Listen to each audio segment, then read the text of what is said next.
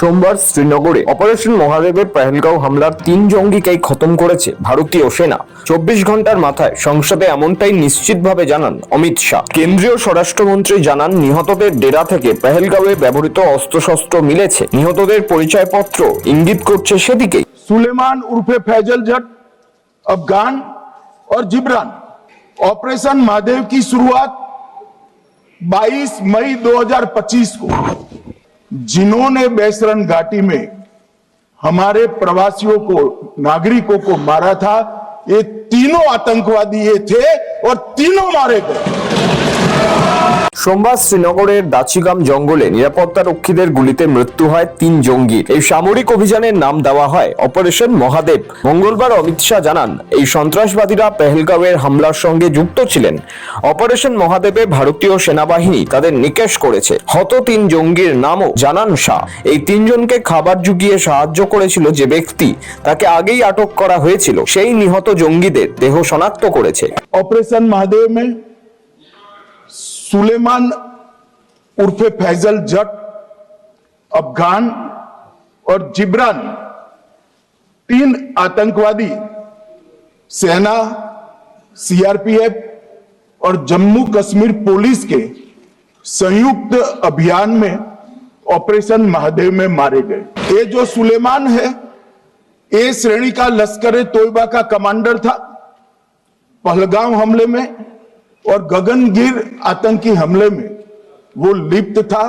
इसके ढेर सारे सबूत हमारी एजेंसियों के पास है। अफगान ए श्रेणी का लश्कर तैयबा का आतंकवादी था और जिब्रान भी ए ग्रेड आतंकवादी था।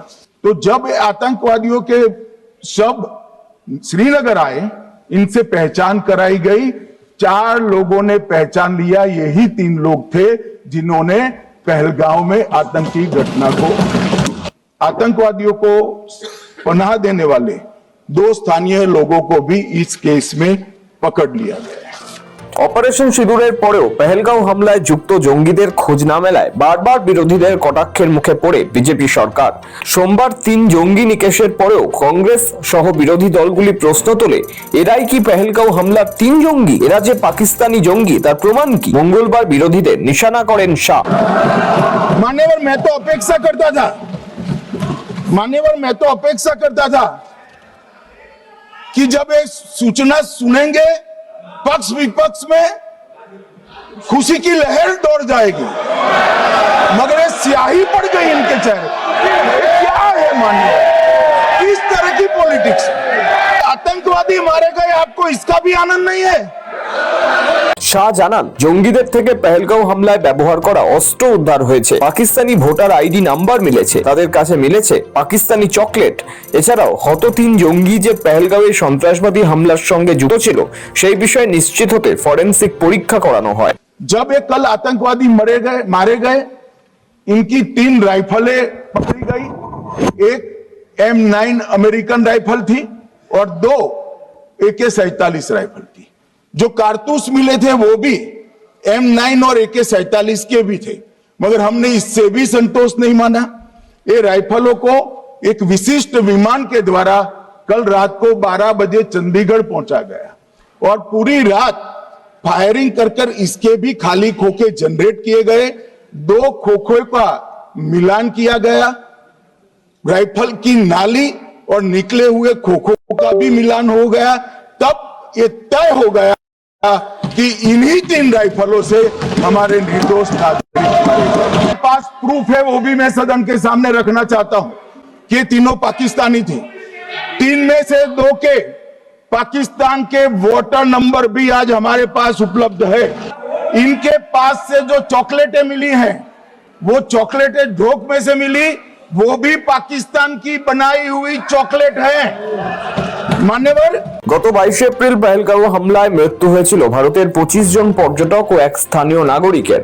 নৃশংস এই হামলার পর গত 3 মাস ধরে গা ঢাকা দিয়েছিল জঙ্গিরা। তবে কিছুদিন আগেই জঙ্গিদের কাছে থাকা T-82 আল্ট্রাসেট কমিউনিকেশন ডিভাইস চালু করে জঙ্গি মুসা। এটি এক ধরনের স্যাটেলাইট ফোন যা পেহেলগাঁওয়ে হামলা চালানোর সময় ব্যবহার করে জঙ্গিরা। সেই ফোন ফের চালু হতেই সেনাবাহিনী জঙ্গিদের লোকেশন জেনে যায়। শুরু হয়ে যায় অপারেশন মহাদেবের প্রস্তুতি। 22 मई को आईबी के पास एक ह्यूमन इंटेल आई और एक क्षेत्र के अंदर दाची गांव क्षेत्र के अंदर आतंकवादियों की उपस्थिति की सूचना मिली।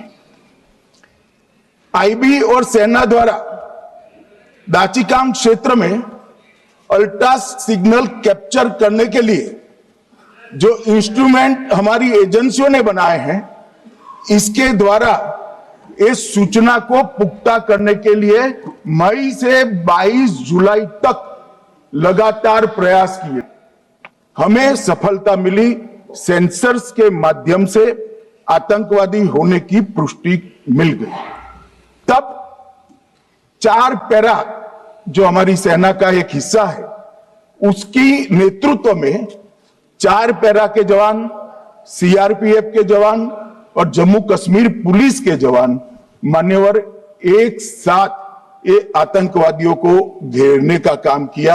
इसमें हमारे निर्दोष नागरिकों को मारने वाले तीनों आतंकी मौत के घाट उतार दिए। গত কয়েকদিন ধরে জঙ্গিদের গতিবিধির উপর নজর রাখছিল সেনাবাহিনী। অপেক্ষা করা হচ্ছিল এমন জায়গায় জঙ্গিরা যাক যেখানে জঙ্গিদের ঘিরে ফেলে নিকেশ করা হবে, পালানোর কোনো পথ থাকবে না। সোমবার অপারেশন চালানো হয়, যা সফল হয়। ব্যুরো রিপোর্ট, সময়, কলকাতা।